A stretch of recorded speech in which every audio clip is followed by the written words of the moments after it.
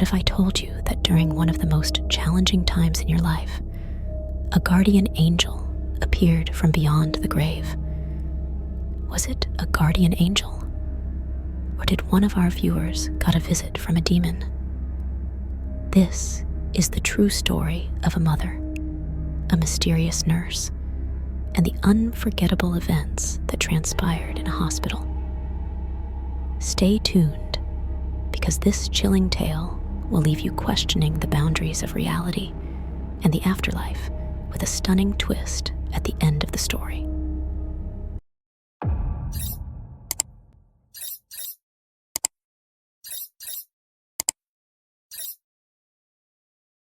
More than 5 years ago, in the final trimester of my pregnancy, I was 2 weeks past my due date when I was supposed to give birth to my son. I had really expected my son to arrive earlier, but that wasn't the case. Honestly, I was starting to worry a bit. On top of that, I felt very uncomfortable. I couldn't sit properly. I couldn't stand well either. I had developed so many problems in the meantime. You won't believe it, but I'm not lying. I could literally feel my son in my chest. I had trouble breathing, as if the baby had crawled all the way up, making my lungs unable to function properly. Since this was my first pregnancy, I didn't know much about these kinds of things. What I did know for sure was that my baby was 2 weeks overdue, and he wasn't descending into my lower abdomen. I wasn't experiencing any pain or contractions. None of the signs that a baby was coming were there, so I didn't understand it. The only thing I was sure of was that he should come out by now. I went to the hospital, completely alone. I was relaxed and not nervous at all. In my mind, I was just going for a checkup to make sure everything was okay with my baby. But after a whole series of tests, examinations, and the doctor's checks, he said I should stay in the hospital overnight just to be safe. He didn't want to take any unnecessary risks, so I agreed it made sense for him to keep me there. If I didn't experience any signs of labor by morning, I would get an IV to induce contractions and start the labor process. By morning, still nothing, not even with the IV. The nurse said they would have to perform an emergency C-section because it was a difficult situation. Besides, my vaginal opening was too narrow. Even if I wanted a vaginal delivery, I couldn't have one. The C-section went well. My son was fortunately completely healthy, and I had to stay for about a week for observation. And that's where the horrible events started. Every night, I heard very clear footsteps in the hospital. The doors regularly opened by themselves. It seemed like someone was coming in, and the door would close again. The way it happened made it seem like a living person was in the room. You could hear someone messing with things, just as if there was a presence, even though no one was there at that moment. It was very scary, and my roommate experienced all of this as well. So I knew I wasn't crazy because we talked about those strange occurrences almost daily. And exactly what I saw, she saw happening too. We tried to talk to the nurses about it, but believe me, they weren't exactly friendly. They didn't want to hear anything about it, and according to them, it was all in our heads. They were terribly rude and never in a good mood. It was as if we were a burden to them. I don't know if it's different now, but back then, they always came to work with a bad attitude. No matter how kind and nice you spoke to them, the way they looked at you made you immediately go quiet. That should be said about the nursing staff in my home country hospitals, not speaking of the good ones, of course. I experienced it personally. We were always terrified to ask or say something to them because the way they just looked at you made you want to crawl away. The second day after delivery was a true hell. The nurses kept yelling at me because they thought I should walk more. According to them, it was necessary to walk around after delivery for the circulation of my blood and my overall health. I understand their goal and intention, but the way they addressed me was just disrespectful. We are both adults. You can't talk to me like I'm a dog. I am always polite, kind, and try to understand the other person's perspective. But if you come to work every day sour, sick, and irritated, then something is really wrong with you. And maybe this isn't the job for you. Because people need you badly, and you're always yelling at the patients and saying nasty things. I wasn't the only one experiencing this problem. All the patients in the room were suffering because of it. Eventually, I had enough of being spoken to so disrespectfully. I stood my ground and asked for a new nurse to take care of me because I couldn't deal with someone so rude anymore. Fortunately, on the third day, a new nurse came to take care of me. She looked different from the previous rude ones. Instead of an all-white uniform, hers was gray and white. She was also very beautiful.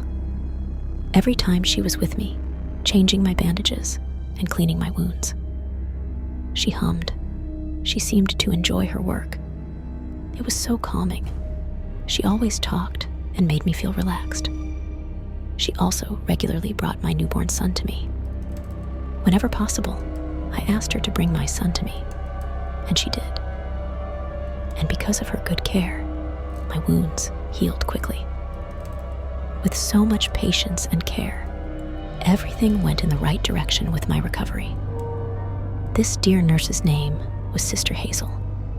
I will never forget that. My week of observation had ended, and they said I was ready to go home.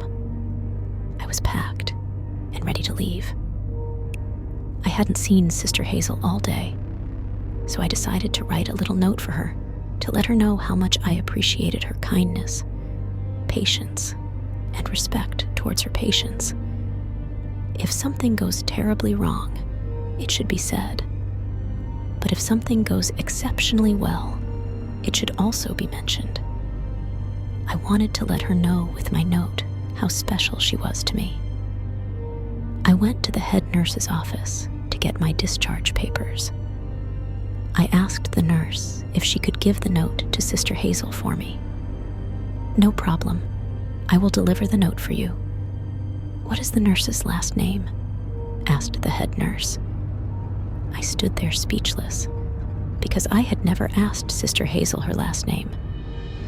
How many nurses with the same first name could be working in that department? I don't know her last name, but she is a beautiful young lady with lovely long curly hair.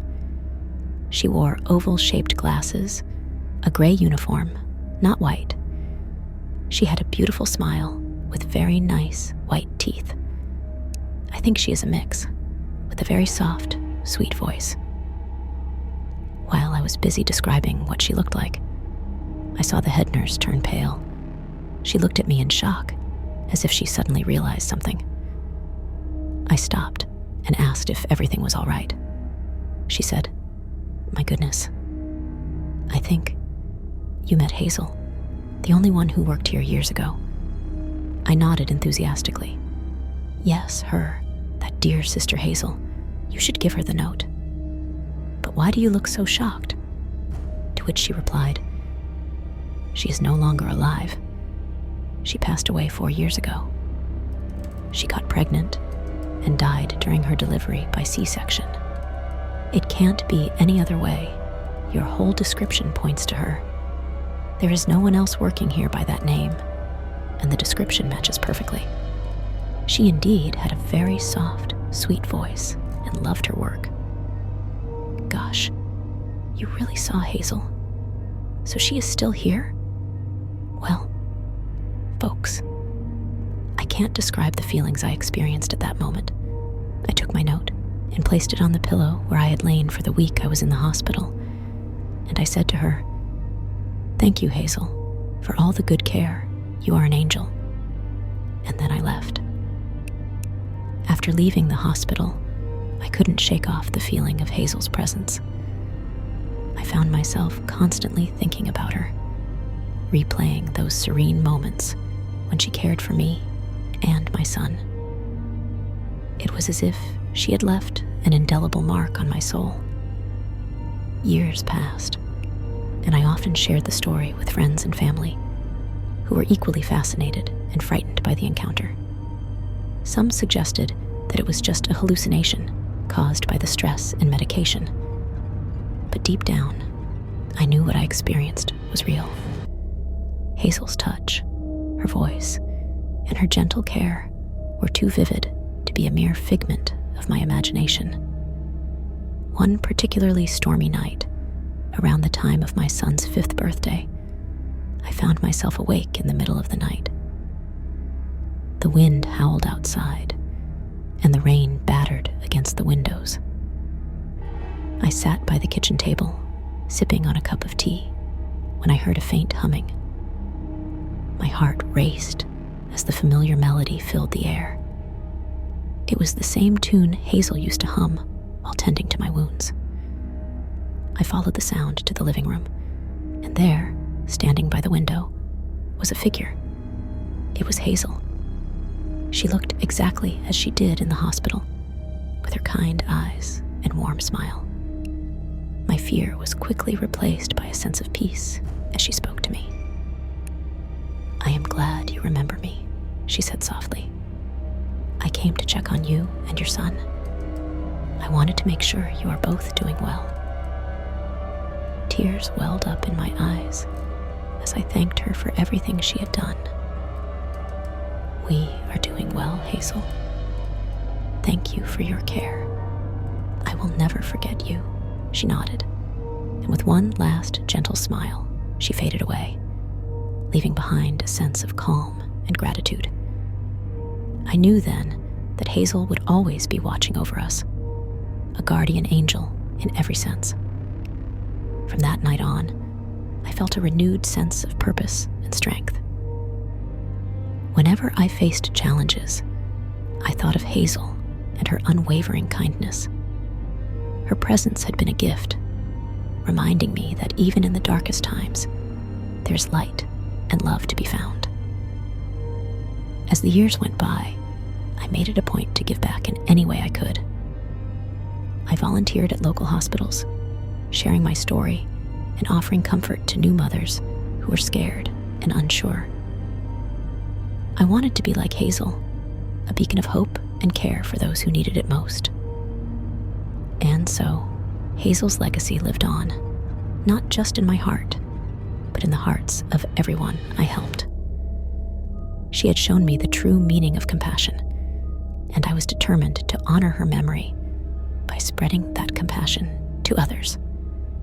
5 years may have passed, but Hazel's spirit remained ever present, a testament to the enduring power of kindness and love. And as I watched my son grow into a kind and compassionate young man, I knew that Hazel's influence would continue to ripple through our lives, a beautiful reminder that angels do exist. And sometimes they come into our lives when we least expect them.